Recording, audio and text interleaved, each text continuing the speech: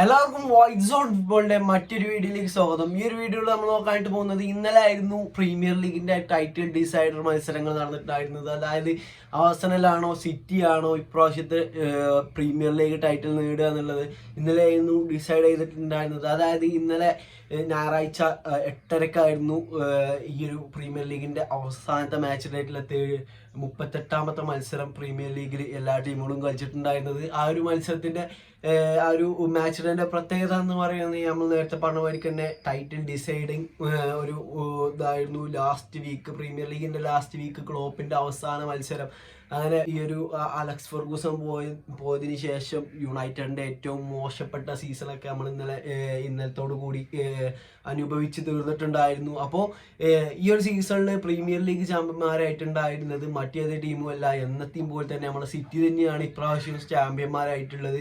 അപ്പോൾ സിറ്റിന്റെ ചരിത്രത്തിൽ തന്നെ 8ാമത്തെ ട്രോഫിയാണ് ഇത്. ഈ ഒരു പ്രീമിയർ ലീഗ് ടൈറ്റിൽ അടിക്കുന്നതോടുകൂടി സിറ്റി സ്വന്തമാക്കിയിട്ടുള്ളത്. അതിൽ തന്നെ എടുത്തു പറയേണ്ട ഒരു സംഭവം, തുടർച്ചയായ 4ാമത്തെ തവണയാണ് ലോകത്തിലെ നമ്പർ 1 ലീഗ് എന്ന് വിളിപ്പേരുള്ള പ്രീമിയർ ലീഗ് ഈ ഒരു പെപ് ഗാർഡിയോളയുടെ സിറ്റി നേടുന്നത് എടുത്ത് പറയേണ്ട ഒരു സംഭവം തന്നെയാണ്. അപ്പോൾ ഇപ്പോഴത്തെ ഒരു സ്ഥിതിഗതികൾ നോക്കുകയാണെന്നുണ്ടെങ്കിൽ പല ആളുകളും ടോപ്പ് സ്പോട്ടിലൊക്കെ മാറി മാറി വരുന്നുണ്ടെങ്കിലും ലാസ്റ്റ് ലീഗ് കഴിയുമ്പോൾ അവിടെ ഒരു ടോപ്പ് സ്ഥാനത്ത് ഉണ്ടാകുക, ആ ഒരു 1ാം സ്ഥാനത്ത് ഉണ്ടാകുക സിറ്റി ആകും. അതുകൊണ്ട് തന്നെ സിറ്റിയാണ് ഇപ്പോൾ ഈ ഒരു ജുവൻഡസും അതുപോലെ തന്നെ ബയേൺ മ്യൂണിക്കൊക്കെ അവരവരുടെ ലീഗിൽ കാഴ്ചവെച്ചിട്ടുണ്ടായിരുന്ന ഒരു തുടർച്ചയായിട്ട് ഇങ്ങനെ ടൈറ്റിൽ അടിച്ചു പോണ, ആ ഒരു ലീഗ് അടിച്ചു പോണ ആ ഒരു സംഭവമാണ് ഇപ്പോൾ പ്രീമിയർ ലീഗിൽ ഇത്രയും വലിയ ലീഗിൽ സിറ്റി നടത്തിക്കൊണ്ടിരിക്കുന്നത് എന്നുള്ളതാണ്. അവിടെ എത്രത്തോളം ഈ ഒരു ടൈറ്റിലിന് വേണ്ടി ചലഞ്ച് ചെയ്യുന്ന ടീമുകൾ ഉണ്ടെന്ന് ചോദിച്ചാൽ ലിവർപൂൾ, ആർസനൽ, അതുപോലെ തന്നെ ടോട്ടനാം, ഇങ്ങനത്തെ യുണൈറ്റഡ്, ഇങ്ങനത്തെ നല്ല നല്ല ടീമുകൾ, ആസ്റ്റൺ വില്ല, അങ്ങനത്തെ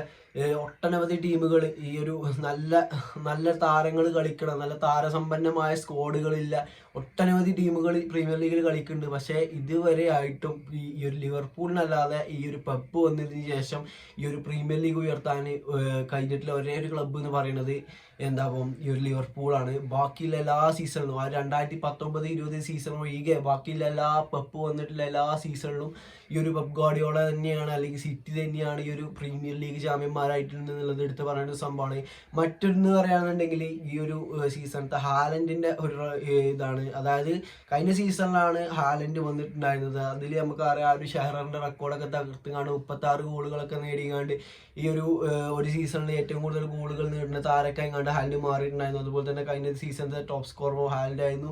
അതേമാതിരി തന്നെ ഈ ഒരു സീസണത്തെ ടോപ്പ് സ്കോറും ഹാലൻഡ് തന്നെയാണ്. പക്ഷേ ഈ ഒരു ഗോളടിന്റെ മികവിൽ കുറച്ച് കുറഞ്ഞിട്ടുണ്ടെന്നുള്ളൂ. 29 ഗോളുകളുമായിക്കാണ്ടാണ് ഇപ്പോൾ ഈ ഒരു ടോപ്പ് സ്കോർ ആയിട്ടുള്ളത് ഹാലൻഡ് ഈ ഒരു പ്രീമിയർ ലീഗ് സീസണിൽ. അപ്പോൾ സിറ്റിയെ സംബന്ധിച്ചിടത്തോളം ഈ ഒരു സീസൺ എന്ന് പറയുകയാണെന്നുണ്ടെങ്കിൽ നേരത്തെ പറഞ്ഞ മാതിരി തന്നെ എല്ലാപ്പോഴും സിറ്റി അല്ല 1ാം സ്ഥാനത്ത് നിൽക്കുന്നത്. എനിക്കൊന്ന് ഏകദേശം ഈ ഒരു ലീഗിന്റെ ഒരു 25ാമത്തെ മാച്ചിലേക്ക് ശേഷമാകും സിറ്റി ഇങ്ങനെ ഒന്ന് കയറി വരലോണെങ്കിൽ. അതിന് മുന്നേ വരെയൊക്കെ ഈ ഒരു ലിവർപൂൾ, ആർസനൽ ഇങ്ങനെ മാറി മാറി വരുന്ന ഒരു ഗതി നമ്മൾ കണ്ടിട്ടുണ്ടായിരുന്നത്. പക്ഷേ സിറ്റിയെ സംബന്ധിച്ചിടത്തോളം ഈ ഒരു സീസണത്തെ 2ാമത്തെ ട്രോഫിയാവും, 3ാമത്തെ ട്രോഫിയാവും ഈ ഒരു പ്രീമിയർ ലീഗ് എന്ന് പറയുന്നത്. അതായത് ആ ഒരു സൂപ്പർ കപ്പും അതുപോലെ തന്നെ ക്ലബ് വേൾഡ് കപ്പും അതുപോലെ തന്നെ ഇപ്പോൾ ഈ ഒരു പ്രീമിയർ ലീഗ്. ഇനിയിപ്പോൾ ഒരു ഫൈനൽ കൂടി സിറ്റിക്ക് അവശേഷിക്കുന്നുണ്ട്. ചാമ്പ്യൻസ് ലീഗിൽ നിന്ന് പുറത്തായിട്ടുണ്ട്. പക്ഷേ FA cup final Manchester derby അടുത്ത ഞായറാഴ്ച നമുക്ക് കാണാൻ പറ്റുന്നതാണ്.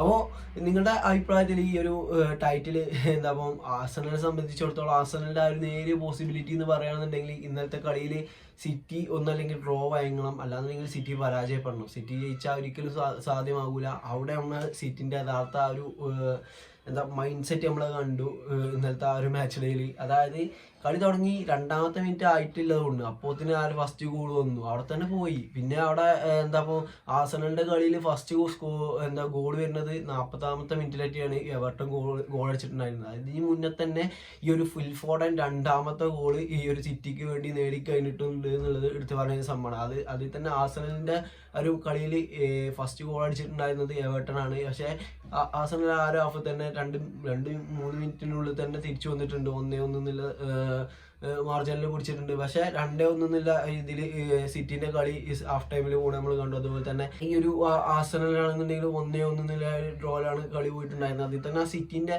ഇതിലുള്ള വെസ്റ്റ് ഹാമിന്റെ കുഡൂസിന്റെ ഗോൾ എന്ന് പറയുന്നത് മനോഹരമായിട്ടുള്ളൊരു ഗോളായിരുന്നു. അതുപോലെ തന്നെ ഈ ഒരു ഫോർഡൻ അടിച്ചിട്ടുള്ള ഒരു ഫസ്റ്റത്തെ ഗോളും ഒരു അത്രത്തോളം ഇമ്പാക്റ്റഡ് അല്ലെങ്കിൽ അത് ഫോർഡന് മാത്രമേ അങ്ങനത്തെ ഒരു ഗോള് ആ ഒരു സിറ്റുവേഷനിൽ അടിക്കാൻ കഴിയുള്ളൂ എന്നാണ് എനിക്ക് തോന്നുന്നത്. അത്രയും മനോഹരമായിരുന്നു ആ ഒരു ഗോള് കാണാൻ. അതുപോലെ തന്നെ സെക്കൻഡ് ഹാഫിൽ റോഡ്രിയിലൂടെ ഒന്നും കൂടി അടിച്ചുകൊണ്ട് 3-1 ലീഡിൽ സിറ്റി വിജയിക്കണേ നമ്മൾ കണ്ടിട്ടുണ്ടായിരുന്നു. അങ്ങനെ 91 പോയിന്റ്സ് ആണ് ഈ ഒരു സിറ്റി ടോട്ടലായിട്ട് കളക്ട് ചെയ്ത് കണ്ട് ഈ ഒരു സീസൺ പ്രീമിയർ ലീഗ് വിൻ ചെയ്തിട്ടുണ്ടായിരുന്നത്. അപ്പോൾ ഈ ഒരു സീസണിൽ എടുത്തു പറയേണ്ട വേറെ കുറേ സംഭവങ്ങളുണ്ട്. അതായത് പെപ്പിന്റെ ലാസ്റ്റ് ഗെയിമായിരുന്നു ഇന്നലെ. അതിനെക്കുറിച്ചൊക്കെ നമുക്ക് മറ്റൊരു വീഡിയോയിൽ സംസാരിക്കാം. അപ്പോൾ ഈ ഒരു വീഡിയോ ഇത്രേ ഉള്ളൂ. ഈ ഒരു വീഡിയോ നിങ്ങൾക്ക് ഇഷ്ടപ്പെടുകയാണെന്നുണ്ടെങ്കിൽ തീർച്ചയായിട്ടും കൂടുതൽ നിൽക്കാം. ഓക്കെ.